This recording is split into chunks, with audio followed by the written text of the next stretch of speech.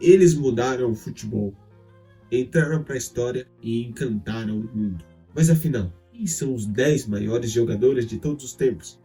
Um ranking atualizado, com base nos títulos, técnica, impacto e legado. Você vai concordar? Você vai discordar? Bom, só saberemos se você assistir até o fim. E já que você vai assistir até o fim, já deixa o like no vídeo, se inscreve no canal. Eu sou o Cezinha, esse é o Fute dos Mestres. E bora lá, fique por dentro para não perder nada sobre futebol. Fechou? Em 10º lugar está ninguém mais, ninguém menos que Ronaldinho Gaúcho. E aqui a maioria de vocês já vai ficar revoltada. Mas o Ronaldinho isso, Ronaldinho aquilo, Ronaldinho jogava demais. Ronaldinho teve 2 bolas de ouro, Copa do Mundo e tal. E se você pesquisar Ronaldinho Top Skills Barcelona no YouTube, ver os dribles dele, você vai pensar, esse cara merecia estar em primeiro. Mas não, por que Ronaldinho está em 10º? Vamos lá. Ronaldinho teve um problema muito grande na carreira dele com festas e bebidas. Ou seja, se a gente pegar a carreira inteira do Ronaldinho, foram muito poucas temporadas em altíssimo nível. Ele era alguém que tinha capacidade de conseguir mais. Muito mais do que ele conseguiu. 2 bolas de ouro pro Ronaldinho, olha, é pouco pelo talento que ele tinha. Porém, preferiu muito mais essas festas do mundo e tal. A decisão do cara, a decisão pessoal do cara e tal. Ele foi mal em alguns clubes, em algumas temporadas e tal, e não conseguiu render tanto. Por isso que a gente pegando uma carreira inteira do Ronaldinho, teve muitos títulos, muitas coisas boas e tal, mas não teve essa consistência. Ele não teve, igual você vai ver os primeiros da lista, teve uma consistência de uma carreira inteira, 10, 12 temporadas jogando em alto nível. Ronaldinho, infelizmente, não. Foram muito poucas temporadas nesse nível alto, e as outras temporadas foi um nível médio ou um nível muito baixo, mas, mano, Ronaldinho era Ronaldinho. Eu não vou aqui falar que o Ronaldinho era ruim. Nunca vou falar isso. É um bruxo, é um mágico. Conclusão disso, que o Ronaldinho sempre jogava sorrindo, fazia o mundo sorrir com ele. Com a bola no pé, ele flutuava, encantou o Barcelona, foi decisivo na seleção, virou lenda com apenas alguns anos no auge. Poucos jogadores foram tão amados por tantas torcidas. Em nono lugar, encontra alguém muito conhecida, Zinedine Zidane, homem que ganhou a Copa de 98, deu um voleio na final da Champions, dava muitos dribles elegantes, um controle de bola total. Classe, elegância, frieza, Zidane era tudo isso e mais um pouco. Conquistou o mundo com a França em 98, encantou o mundo também no Real Madrid e aposentou como foi um dos jogadores mais técnicos que o futebol já viu. Por que Zidane está em nono lugar? Zidane não fazia muitos gols, dava lá tantas assistências e tal, mas tinha uma função técnica e tática que poucos jogadores conseguiam fazer igual ele fazia. Ele era um jogador que tinha muita classe, muita elegância com a bola no pé. E o que favoreceu muito Zidane, o fato que ele jogava em times muito bons, tanto no Real Madrid, na Juventus e tal, ele fazia parte dos Galácticos, na seleção francesa, ele tinha muita gente boa, muito boa mesmo, para auxiliar ele tanto no meio do campo, no ataque, na defesa e tal. E o jogo circulava em volta dele.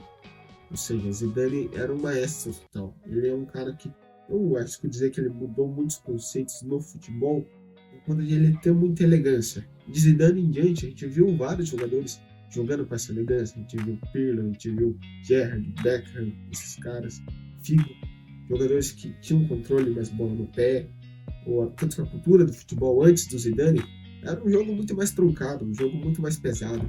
Eram os volantes mais fortes fisicamente, que faziam falta, eram aqueles zagueiros que usavam chuteira preta, não sorriam pra foto, camisa para dentro do calção e só dava bico pra frente. E fazia muita falta.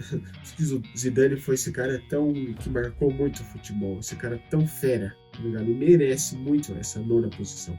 8º lugar, Ronaldo Fenômeno.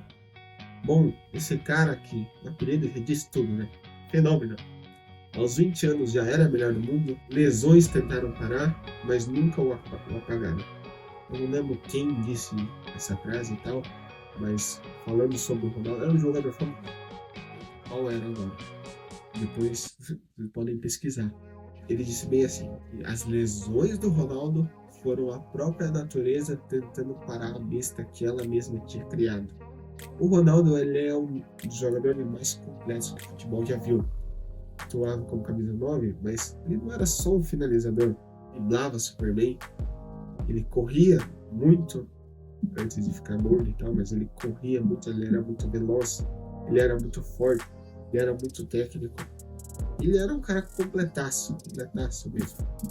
Foi um cara que, apesar das lesões, tanto que depois das lesões tal, o jeito de jogar dele mudou um pouco, ele se adaptou de uma maneira que, tipo assim, o joelho dele machucou. Ele não ia conseguir driblar tanto igual ele driblava antes, mas ainda assim ele mudou o estilo de jogo e conseguiu ser melhor do mundo, e conseguiu ganhar uma Copa do Mundo. Então, tipo, a noção que aquele cara tinha sobre futebol é algo absurdo, algo fenomenal mesmo. Merece o apelido de fenômeno, merece muito aceitar a posição. Ele voltou, foi artilheiro da Copa e mostrou que craque de verdade sempre dá um jeito. Simplesmente Ronaldo Fenômeno. Sétimo lugar, aqui vocês já vão ver imagens preto e branco, porque esse cara aqui é das antigas. Esse cara aí, eu garanto que nem seu pai viu ele jogar. Talvez seu avô, se ele gostasse de futebol, se ele tivesse uma condição boa de ter uma TV em casa, talvez seu avô viu ele jogar. Estou falando de Franz Beckenbauer, um cara que reinventou o estilo dos zagueiros na época que ele jogou. Ele era um zagueiro que jogava como meia, liderou a Alemanha aqui no Mundial e mostrou que o futebol também pode ser elegante. E na época do Beckenbauer, o jeito de jogar dele, ele era algo muito diferente, até dos meias que jogavam. Um zagueiro que tinha a classe que ele tinha, conquistou os títulos que ele conquistou e ainda fazia uma posição de liderança. Eu acho que esse é um dos principais motivos que o Beckenbauer está nessa sétima colocação, porque ele não era só um cara de dentro do campo. Ele fazia muito bem o vestiário, sabia muito bem provocar vontade de desenho nos jogadores, nos companheiros dele e tal. Por isso o extra-campo do Beckenbauer, eu acho que nessa lista aqui ele era o melhor de todos, no extra-campo, no vestiário. E isso que o zagueiro tem que ter, não só o zagueiro, mas tipo, o jogador completo hoje em dia falta muito isso. Tive muito isso na seleção brasileira, essa falta desse líder, essa falta desse alguém que é uma faísca para incendiar a fogueira nos jogadores. Tão essencial nos dias de hoje. Imagina naquela época. Imagina como que era o futebol naquela época. As coisas mudaram. O Beckenbauer conseguia exercer muito exata, muito perfeita. Tanto que conseguiu conquistar tudo que ele conseguiu conquistar. E deixou o nome dele marcado na história. Por isso, merecidamente, muitos de vocês vão discordar aí, que eu sei, mas o Beckenbauer merece muito essa sétima colocação. Sexto lugar, tá um cara também que provavelmente o vô de vocês assistiu jogar. Johan Cruyff. Cruyff foi campeão no Ajax, no Barça nos anos 70. Ele era um cara que, tipo, muito... um jogador meio filósofo, sabe? Filósofo no sentido de... as câmeras frequentemente pegavam o Cruyff pensando e tal, fumando, tá ligado? Fumava, mano. Aquele cara tinha uns 5 pulmões, né? Um pro fumo, um pra jogar bola, só o resto tudo pra correr, sabe? O cara era craque, gênio, revolucionário. O Johan Cruyff, ele foi um cérebro do futebol total. Ele jogou com a mente, pensou o jogo como ninguém. Sua influência está viva até hoje. No Barcelona, na Holanda, no mundo. Laranja Mecânica merecia ter uma Copa com o Cruyff. Infelizmente a Inglaterra mordeu aquela Copa de 66, mas mesmo assim não apaga a história do Cruyff. O pensador e jogador que ele foi ao mesmo tempo também merece sexto lugar. Provavelmente vocês estão discordando de mim, mas o Cruyff merece muito esse sexto lugar. Sexto lugar, Cristiano Ronaldo. Você tá pensando, o cara colocou o Cristiano em quinto lugar. Esse cara é muito ousado. Bom, foco, força, fome. Cristiano Ronaldo é um atleta supremo. Um monstro da competitividade, um exímio cabeceador. Ele quebrou recordes por onde passou. Eu acho que ele ainda vai bater 1000 gols, hein? Deixou a sua marca em todos os cantos do planeta. É mais do que artilheiro, ele é uma máquina de fazer história. CR7 ensina pra gente é o foco no treino, é o cara agir com um propósito definido, é verdade, né? O CR7 desde o começo da carreira dele, tudo que ele mirou, tudo que ele almejou, ele conquistou. Praticamente zerou a vida dele.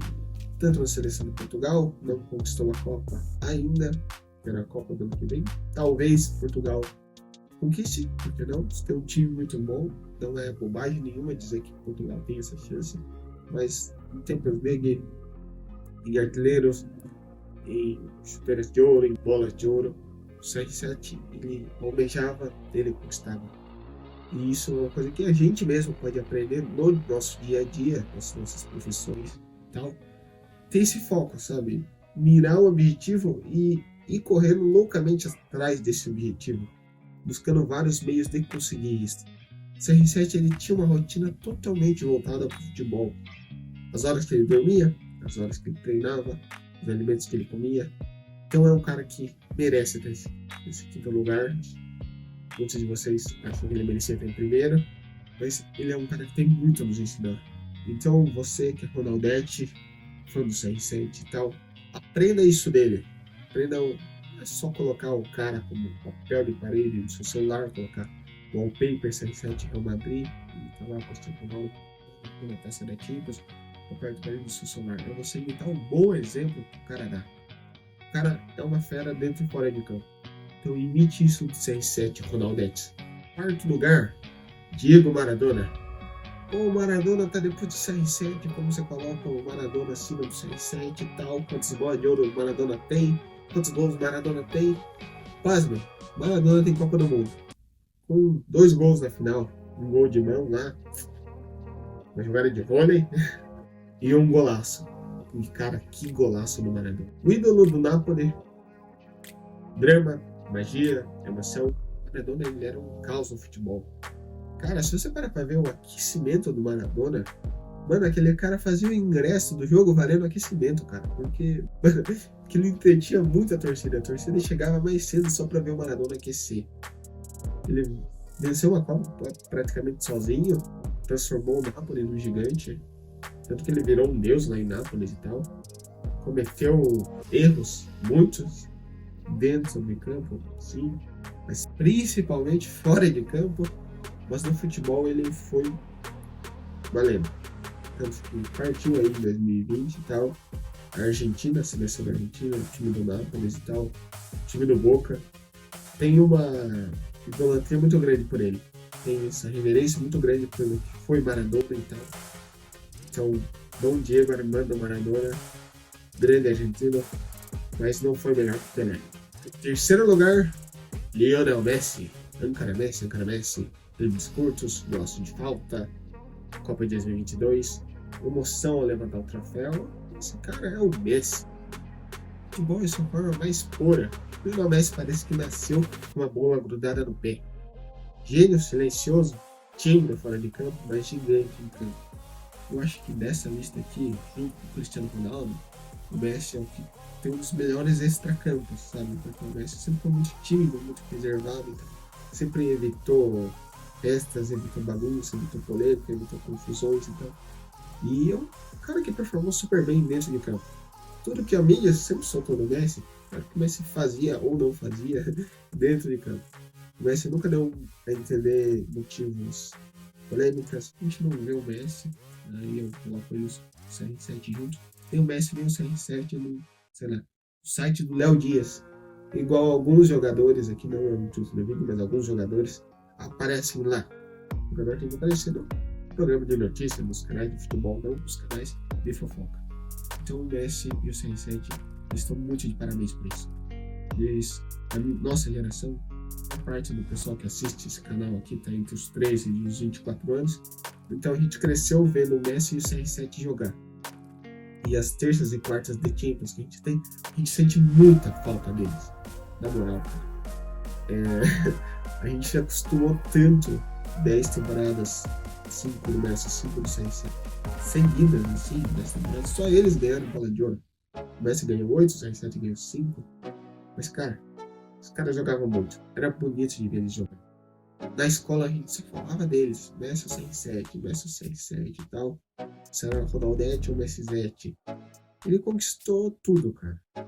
Agora o debate é eterno, tá ligado? O Messi ganhou 3 bolas de ouro a mais do que os 6. Mas tal bola de ouro foi injusta, tal ano foi injusto. Bom, se foi justo ou injusto, vocês comentem se foi justo ou injusto. Mas é o fato que ele ganhou. Só que aí que dá o debate. Messi, será que Messi é o maior de todos? Eu falo que não, Messi está em terceiro, porque o segundo foi Edson Arantes do Nascimento, tradicionalmente conhecido como Pelé. Copa de 70, gols no Santos, 3 Copas do Mundo, ídolo do Santos, sorrisos, conhecimento mundial. Foi o rei, é o rei do futebol. Pelé não foi só o maior da sua época, ele foi o maior da história.